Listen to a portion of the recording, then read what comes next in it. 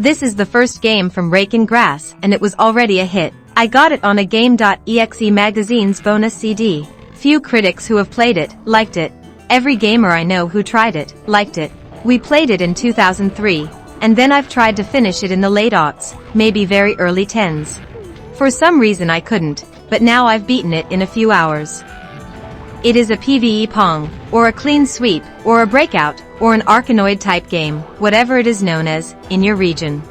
In Neon they created an established name for the genre, Buraku Kozushi, instead of still calling it name clone for literally 50 years. While it's a crass irreverent comedy, the tiny story and the setting are still pretty good for what it is. The protagonist is a troll defending people against monsters. This story is like an onion, it has shreks. The blocks are represented by the castle on the horizon. The castles spawn slow enemies which can damage you if they are not dealt with. The balls are served randomly by the dragon in the sky. Early dragons are pretty slow, but on the later levels they start to spew a lot of balls, and some levels have multiple dragons.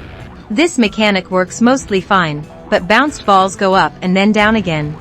They have very similar sprites to the fresh balls, so it's not that hard to mix them up and let a dangerous ball fall.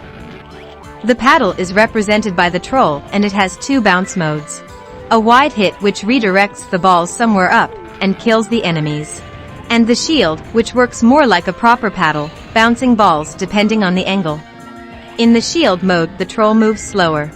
And he has inertia depending on the gained speed. Failing to deflect a ball doesn't damage your health, but disables some abilities for a second. There are many bonuses and malices, and more or less useful magics. The game already starts with some HP on most of the levels, and then there are health drops. There are boss fights and bonus stages. The level design is diverse. This is a proper playable, completable, enjoyable block breaker. Though, it's not programmed to be fair, so there are RNG times when you have no choice but to take a hit from something. Which is especially noticeable on the final levels where you are limited to 3 HP.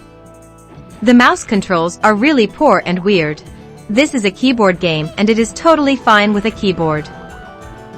The game is in the style of paintbrush graphics, and, well, despite being an old respected and established studio, Rake and Grass has never left that budget bracket.